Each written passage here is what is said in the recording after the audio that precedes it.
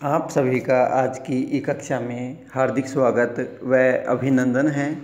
आज की हमारी ई कक्षा का अध्ययन विषय है जल रंग माध्यम। जल रंग माध्यम जो अध्ययन विषय है उसके अंतर्गत हम चित्रण के महत्वपूर्ण माध्यम जल रंग का अध्ययन और अनुशीलन करने का एक महत्वपूर्ण प्रयास करेंगे।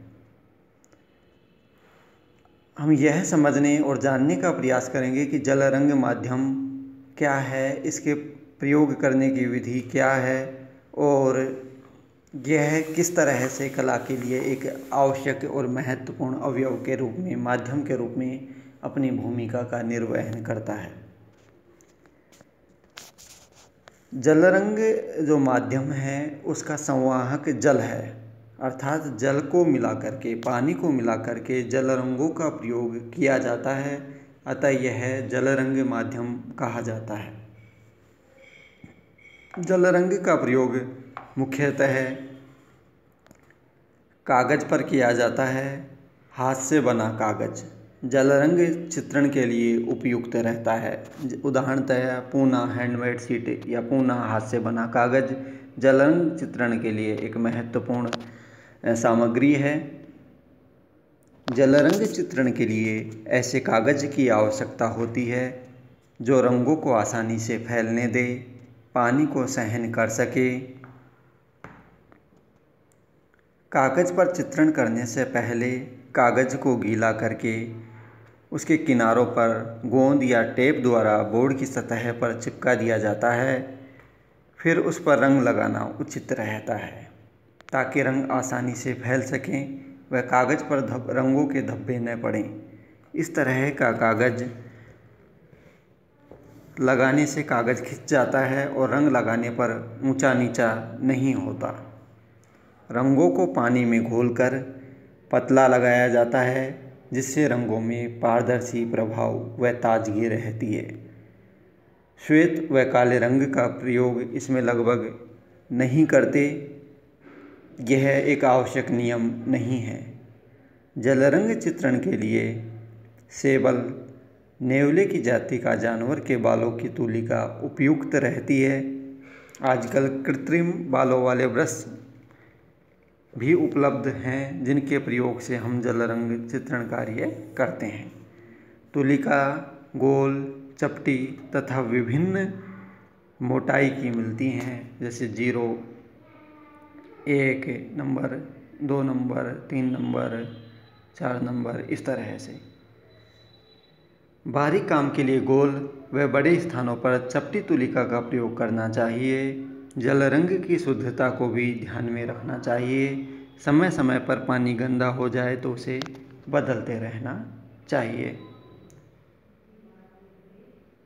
तो हम यह देखते हैं कि जो जल रंग माध्यम है वो उसमें कलाकार जो रंग हैं उनका संवाहक जल है, अर्थात उन रंगों को हम जल में मिला करके प्रयुक्त करते हैं, काम में लेते हैं, अतः वो जल रंग माध्यम कहलाता है।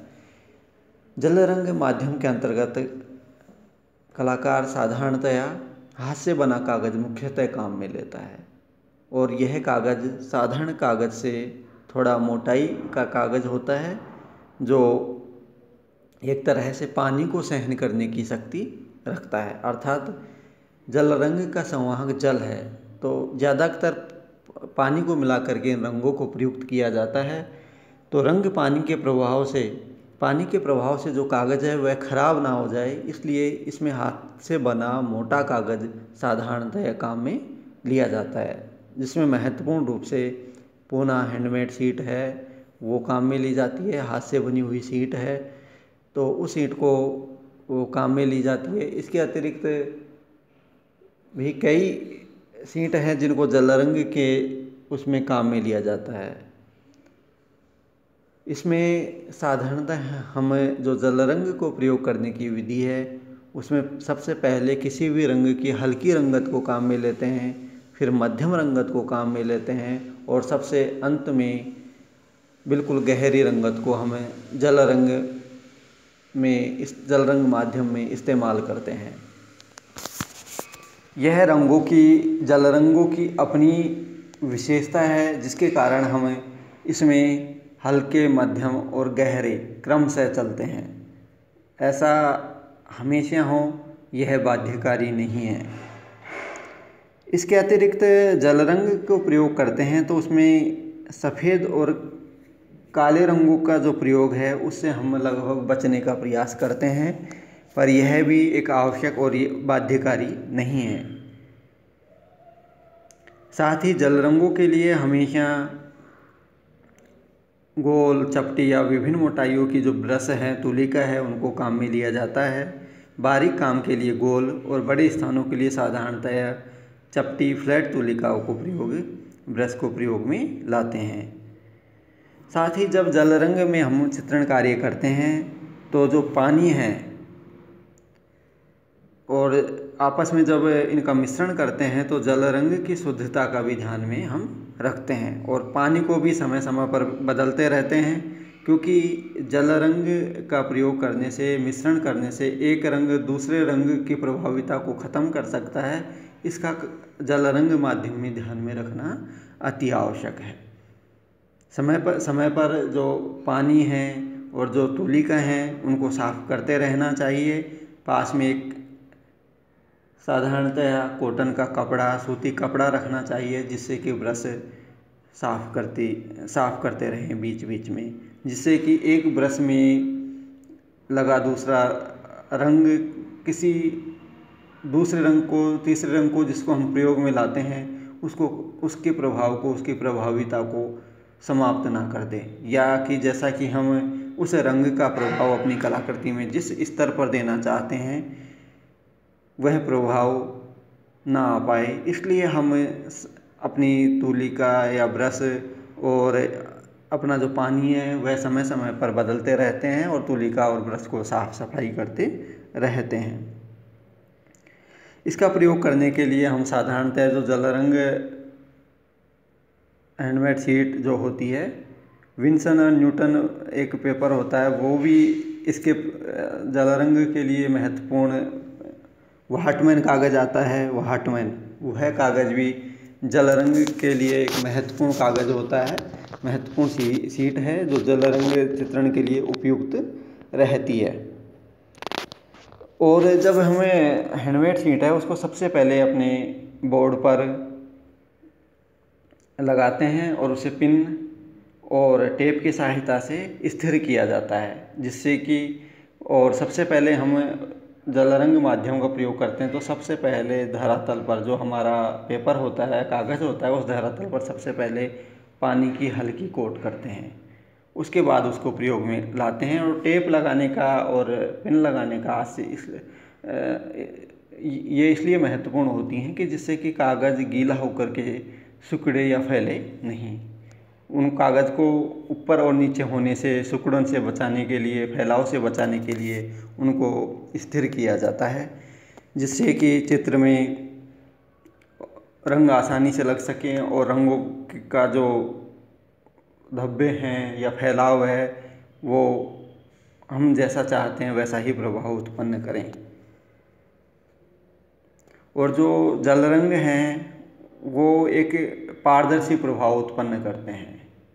पारदर्शी प्रभाव उत्पन्न करते हैं अर्थात एक रंग की तह के ऊपर लगाई गई दूसरी तह नीचे वाली रंगत को भी स्पष्टतः परिलक्षित करती है, उसको ढकती नहीं है। अतः जल रंग एक तरह से पारदर्शी रंग होते हैं, अर्थात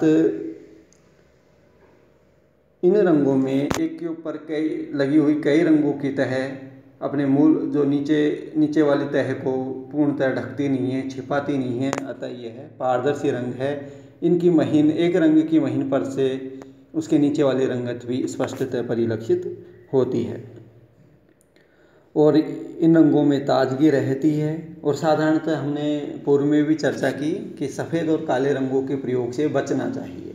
यह एक बाध्यकारी या आवश्यक नियम नहीं है, फिर भी अधिकांशतः इस बात का अनुपालन किया जाता है कि जब हम जल रंग माध्यम का प्रयोग करते हैं कलाकृति में तो हम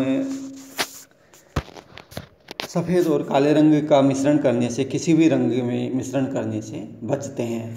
साथ ही यह भी यहाँ ध्यान रखना अति आवश्यक है कि जल रंग माध्यम में हम साधारणतया जो उसको उपयोग में लाते हैं उसमें क्रमशः सबसे पहले किसी भी रंगत की सबसे हल्की रंगत का चुनाव करते हैं, उसके बाद मध्यम रंगत का चुनाव करते हैं और उसके बाद तृतीय स्तर पर गहरी रंगत का चुनाव करते हैं। और इस तरह से क्रमशः हल्की, मध्यम और गहरी रंगत का चुनाव कर जल रंग माध्यम में कलाकृति को पूर्ण किया जाता है। यह जल रंग को प्रयोग क्रमशः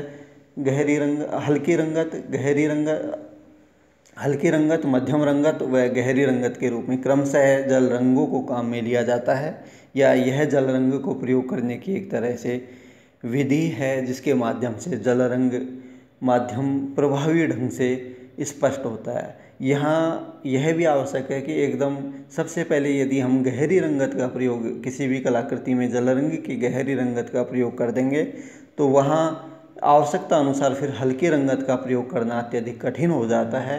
अतः सबसे पहले सबसे हल्की रंगत का, उसके बाद उससे गहरी अर्थात मध्यम रंगत का, और सबसे बाद में बिल्कुल गहरी रंगत अर्थात बिल्कुल छाया वाली जो रंगत है उस रंगत का प्रयोग जल रंग माध्यम में हम साधारणतया करते हैं।